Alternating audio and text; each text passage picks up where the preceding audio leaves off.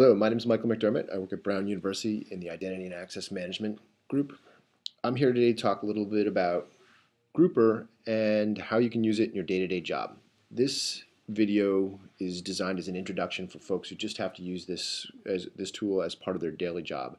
If you're looking for a more thorough introduction, I recommend checking out Tom Barton's 3-part introduction on the philosophy, history, and identity management uses for Grouper on the Grouper training website. There's a lot of information there, and if that's what you're looking for, please head on over there. What is Grouper? Grouper is a piece of software that can be used to organize all sorts of things, but usually people, into groups, and then allow those groups to be used in other applications. It's an open source project, so that means that your school or organization can use it in whatever capacity makes sense for it. It can extend it, it can change it, and contribute back to the project. So it's a pretty nice tool that's freely available to your organization. It's rooted in and sponsored by the higher education community. They've put a lot of time and effort into making Grouper a very robust product, so we hope that you can enjoy it.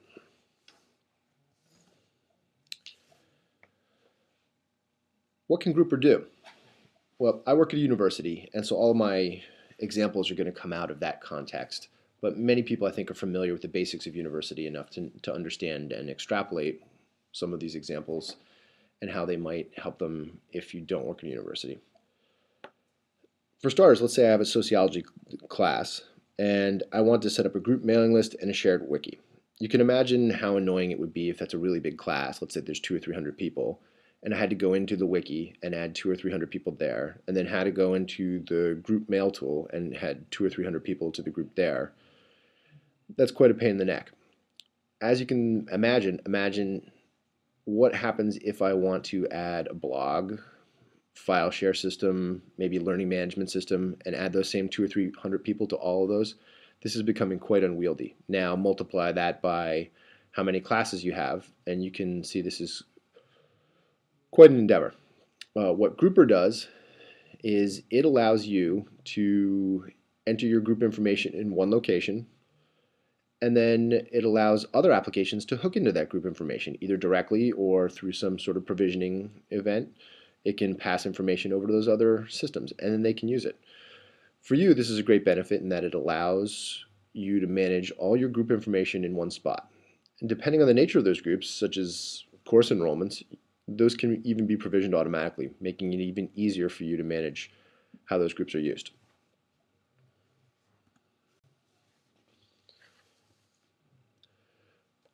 In the next segment, we're going to actually do a few hands-on demonstrations of how to use Grouper. But at a higher level, there are a few concepts for Grouper that are useful to understand when talking about it. The first is obviously groups. Groups are a fundamental unit of Grouper, and they're the things that store the information of who's in what group. Membership is the actual capturing of the group. It's a fancy name for saying who's in what group. Back to the sociology example, let's say we have a group named Sociology 101. In Sociology 101, we could have Jane, Steve, and Maria as all part of that class. They have memberships in the group Sociology 101.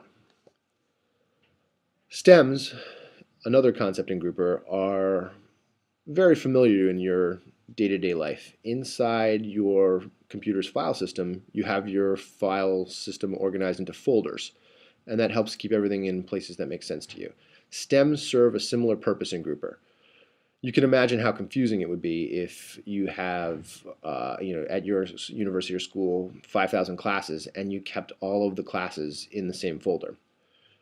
A simple way to use stems in this case might be to set up a stem or folder for each academic department, for history, for sociology, for chemistry, for physics.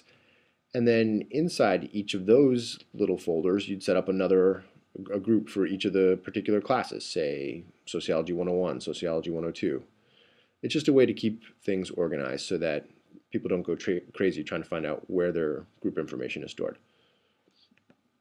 At a surface level, memberships are pretty straightforward, but there's also some more advanced features that you can take advantage of pretty easily. The first is that groups can be members of other groups. This is pretty powerful. It lets you set up groups in one place and then use them all over your system. A really simple example of this is maybe say you wanted to set up a mailing list for all student clubs. The student affairs Central Student Affairs wants to be able to email everybody that's involved with the club.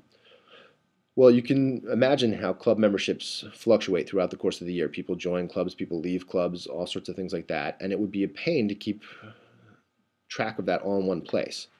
What Grouper would allow you to do is set up individual groups for each club, have those clubs manage their own membership. If I'm the manager of the karate club, I know who's joining and leaving, so I can manage that membership. In turn, centrally, the university could then set up one mailing list, let's call it student activities, and then add all of the club groups to that student activity. So they wouldn't actually add any individuals, they'd just add the groups. And then Grouper is smart enough to know that as people move in and out of all of the club groups, it will update that student activities email list, that student activities list. And then you can use that in downstream systems like a mailing list. Grouper also has some advanced set math capability that's covered elsewhere. That can be really handy if you have some complicated membership arrangements. Another useful feature of Grouper is our attributes and the attribute framework. This is a great way for adding some nuance to describe groups and even maybe describe how someone is a member of a particular group. Taking the Sociology 101 example from before, if Jane, Steve, and Maria were all part of the group, you can use the attribute framework to indicate how they're part of that group or class. Jane and Steve could have their memberships tied to the class with the attribute affiliation set to student. So that way we would know that they're the students. And Maria could be set up to have an affiliation attribute set to faculty. Other systems that care about these distinctions could pick up on them and use them. A great example is an email system that might let faculty send to the class group without moderation, but students are moderated. So that system could then pick up on the different attributes set in Grouper and decide who gets moderated and who doesn't. Obviously, there are tons of other examples where this could be useful. Well, thanks for listening, folks. If you want further information about Grouper or want to try out a demo, please check out the Grouper website at www.internet2.edu/Grouper. And there's also a link to a Grouper demo server if you want to play with that. The next part in this series will be an introduction to the light user interface. Please tune in for that, and you can see some hands-on use of the interface.